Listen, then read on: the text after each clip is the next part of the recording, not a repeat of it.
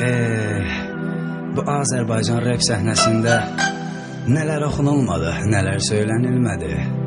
Ya Qarabağ, ya ölüm, zaman o zaman deyil, köhnə hamam, köhnə tas və yaxud da rap, meyxana və daha nələr. Amma deyirlər, ot öz kökü üstə bitər. Nədənsə bizim ot öz kökü üstə bitmədi ki, bitmədi. Yəni unuduldu kökümüz, yaddaşımız.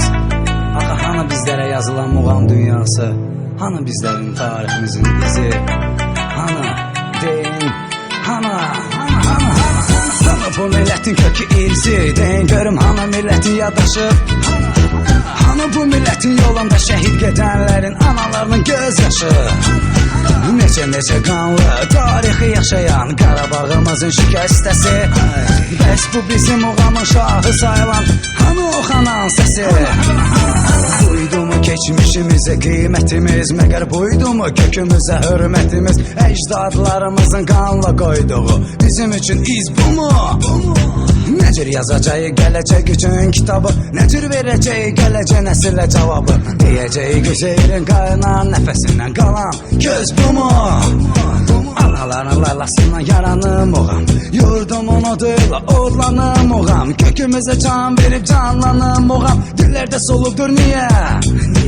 Kökümüzlə köklənib o əzanın səsi, unudulub artıq dar kamanın səsi, dilimizdən düşdü segahın səsi, unudulubdur niyə? Oxu ey müşfiqin tarı, sən də oxu.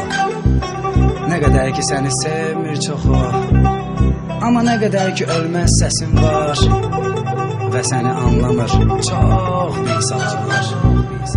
Oxu gözəlim, oxu, oxu, oxu, oxu, yansın ürəyim, oxu, oxu, kör olsun bəbəyim, kör olsun ki görmür geçmişini, fələksə hey görür öz işini. Değişir insan, değişir təbiət, değişir insana verilən qiymət. Yaşadıkça insan, yaşadıkça bu dünya, söylə, söylə, söylə, dərya. Deyirlər ki tarix olunur təkrar, yenə də gələr Xan Hüseyir Cabbar, yenə də doğulacaq günəşim oğamın, aləmi od sazar ateşim oğamın.